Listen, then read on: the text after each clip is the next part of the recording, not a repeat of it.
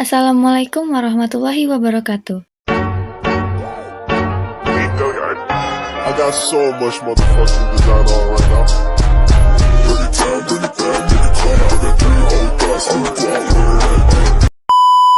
Dalam video ini, kami bertiga akan mempresentasikan materi tentang maqamat dan ahwal dalam ilmu tasawuf, makam takut dan zuhud. Untuk memenuhi tugas mata kuliah kami yaitu akhlak tasawuf dengan dosen pengampu kami yaitu Bapak Hanafi Yunus LC.MHI. Mungkin tanpa banyak basa-basi, mari kita mulai presentasinya. Jadi kaitannya makam takut dan zuhud adalah dua konsep penting dalam agama Islam yang menggambarkan sikap dan perilaku seorang individu terhadap Tuhan dan dunia. Saya akan menjelaskan sedikit tentang kedua konsep tersebut.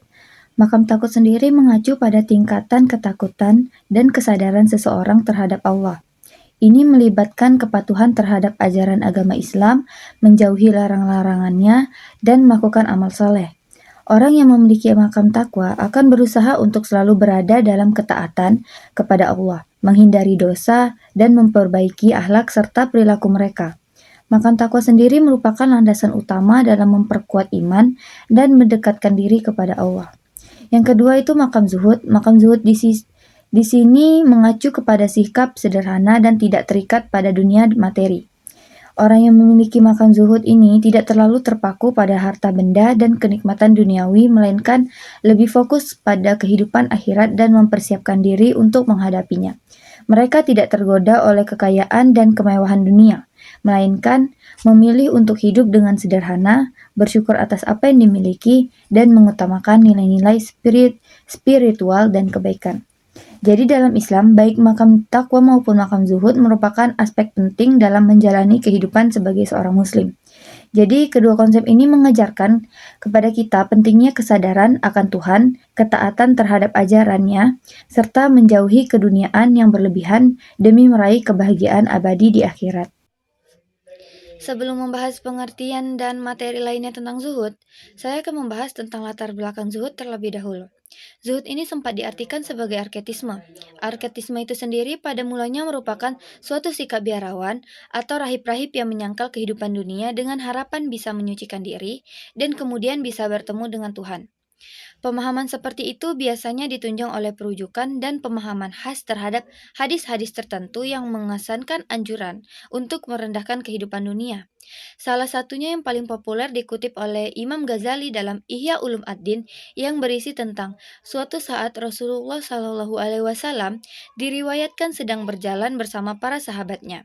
Sampai di suatu tempat Rasulullah menunjuk kepada seonggok benda. Apa itu? Tanya Rasulullah kepada para sahabatnya. Bangkai anjing ya Rasulullah, bagaimana sikap kalian terhadapnya? Kami merasa jijik, jawab sahabat. Maka Rasulullah Shallallahu Alaihi Wasallam pun bersabda, begitulah seharusnya sikap seorang mukmin terhadap dunia. Konsep zuhud yang diidentikan dengan arketisme seperti itu pada gilirannya melahirkan konsep lain, yaitu fakar atau kefakiran. Dalam makna praktisnya yang khas pula, bahwa untuk bisa mendekat atau bertemu dengan Allah, kita harus hidup seperti orang fakir. Di India khususnya terdapat darwis-darwis yang menjalani pola kehidupan seperti itu. Mereka beranggapan bahwa dengan menjadi peminta-minta, orang merasa bahwa diri tidak punya apa-apa dan hina. Dengan demikian, mereka mengharapkan akan makin merasakan kebutuhan kepada Allah yang Maha Cukup. Banyak ahli yang mengaitkan fenomena tersebut dengan distorsi ajaran-ajaran Islam tentang zuhud oleh konsep-konsep tertentu dalam agama Hindu.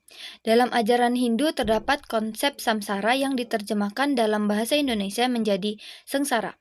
Dalam penafsiran tersebut, seseorang sebelum akhirnya kembali dan bertemu dengan Tuhan harus melewati taraf hidup sengsara melalui berbagai tahap reinkarnasi. Jadi, anjuran berzuhud dalam bertasawuf dilatar belakangi oleh keyakinan kalangan sufi bahwa manusia cenderung terlalu menikmati hal-hal keduniaan yang mubah itu sehingga ujung-ujungnya ia akan terjerumus ke sikap berlebihan. Zuhud adalah salah satu makam, atap kedudukan, stadion, dan tingkatan dalam tasawuf yang ditempuh para orang salih, orang yang menempuh jalan Allah Subhanahu wa taala agar mencapai kemuliaan di sisi Allah Subhanahu wa taala. Dalam Islam, zuhud bukanlah kepenyataan atau tidak memikirkan sama sekali kehidupan duniawi. Akan tetapi, zuhud merupakan hikmah pemahaman yang menjadikan para salik memiliki cara pandang tersendiri mengenai kehidupan duniawi, yang mana mereka tetap bekerja dan berusaha, akan tetapi kehidupan duniawi tidak menguasai hati mereka, serta tidak membuat mereka lupa dan ingkar kepada Allah Subhanahu wa taala. Kata zuhud berasal dari bahasa Arab yang memiliki akar kata zahada, yashadu zuhdan, yang memiliki arti meninggalkan, tidak menyukai dan menjauhkan diri. Secara etimologis, zuhud berarti gaba ansyai'in wa taraku, artinya tidak tertarik terhadap sesuatu dan meninggalkannya. Zahdi fi al-dunya, artinya mengosongkan diri dari kesenangan dunia untuk beribadah.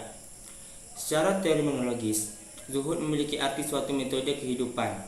Pondasinya adalah mengurangi nikmat kelezatan hidup dan berpaling dari keterpesonaan kelezatan itu, sehingga terwujudlah kebebasan manusia yang tercermin dalam keterhindarannya dari hawa nafsunya. Dengan kesadarannya sendiri, meskipun pada saat itu dia sebenarnya dapat memahami hawa nafsunya, akan tetapi keimanannya kepada Allah Subhanahu wa taala, pahalanya dan azabnya di akhirat menjadikan dirinya tidak melakukan perbuatan-perbuatan tersebut. Zuhud juga merupakan upaya menjauhkan diri dari kenikmatan dunia dan menghindari kenikmatan tersebut.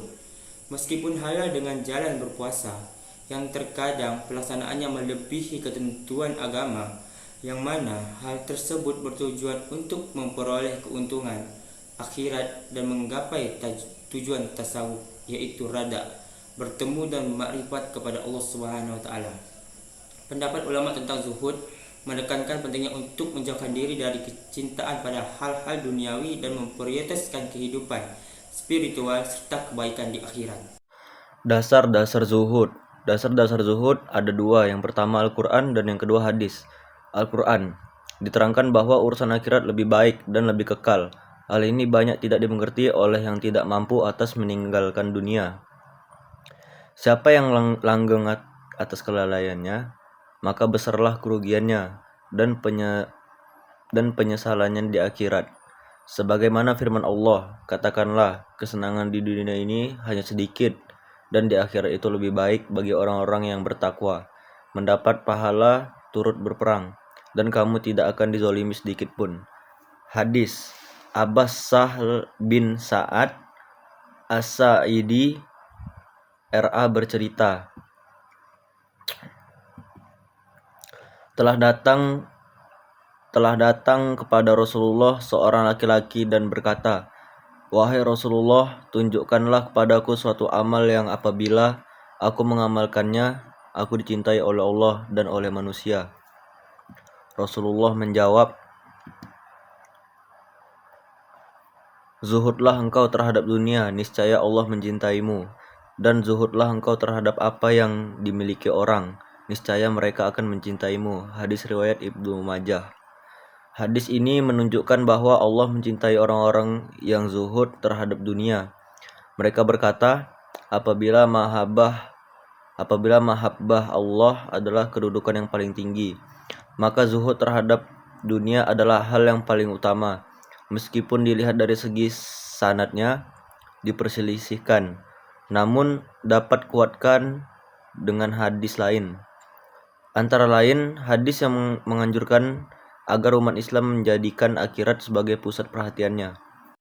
Macam-macam zuhud. Menurut Ibnu Qayyim, zuhud itu ada beberapa macam, yaitu A. Zuhud dalam hal yang haram, yang hukumnya fardu ain. B.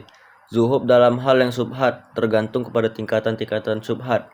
Apabila subhat itu lebih kuat, ia dicondongkan kepada hukum wajib, dan jika lemah, maka ia dicondongkan kepada sunnah.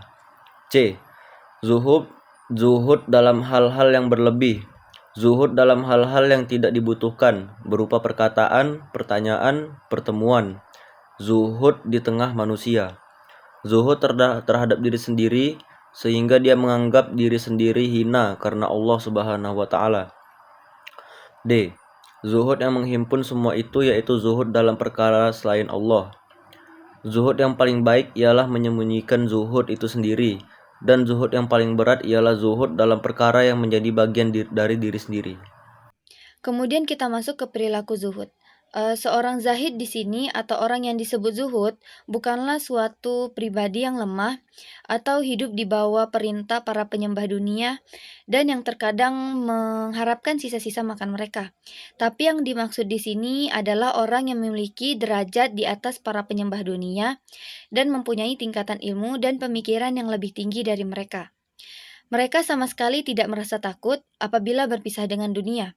Mereka tidak terpengaruh dengan berkurang dan bertambahnya dunia, sehingga mereka adalah orang yang dipenuhi sifat berani, bebas, dan merdeka. Seseorang yang bertakwa dan menjaga kehormatan. Bahwa mereka juga seseorang yang sanggup berkorban. Nabi Shallallahu Alaihi Wasallam membuat perbandingan antara dunia dengan akhirat. Antara lain dinyatakan bahwa perbandingan antara keduanya bagaikan seseorang yang mencelupkan jari-jarinya ke dalam lautan. Maka dunia bagaikan air yang melekat pada jari-jari tersebut. Tapi beliau tidak menganjurkan untuk meninggalkan dunia sekali. Karena yang disebut zuhud bukan berarti menghalalkan yang haram dan meremehkan harta. Akan tetapi, zuhud mempunyai arti tebalnya kepercayaan kepada Allah Subhanahu wa taala daripada apa yang telah ada di tangannya. Allah Subhanahu wa Ta'ala menjanjikan surga bagi hambanya yang taat kepadanya, dan neraka bagi hambanya yang ingkar akan perintah-perintahnya dan perintah-perintah Allah Subhanahu wa Ta'ala. Terdapat dalam Al-Quran dan As-Sunnah. Allah memuji hamba-hambanya yang taat kepadanya. Allah berfirman dalam Quran surah As-Sajdah 32, 15-16, yang artinya sesungguhnya orang yang benar-benar percaya kepada ayat-ayat kami adalah mereka yang apabila diperingatkan dengan ayat-ayat itu, mereka segera bersujud, seraya bertasbih dan memuji Rabbinya. Dan lagi pula mereka tidaklah sombong, namun mereka jauh dari tempat tidurnya dan mereka selalu berdoa kepada Rabbinya dengan penuh rasa takut dan harap, serta mereka menafkahkan apa rezeki yang kami berikan. Quran surah As-Sajdah 32, 15-16. Mungkin hanya materi itu saja yang dapat saya dan teman-teman saya jelaskan di dalam video ini. Terlebih dan terkurang dan salah berbicara, saya mewakili teman-teman saya mohon maaf. Saya tutup dengan wallahu muwaffiq ila aqwamit thoriq. Wassalamualaikum warahmatullahi wabarakatuh.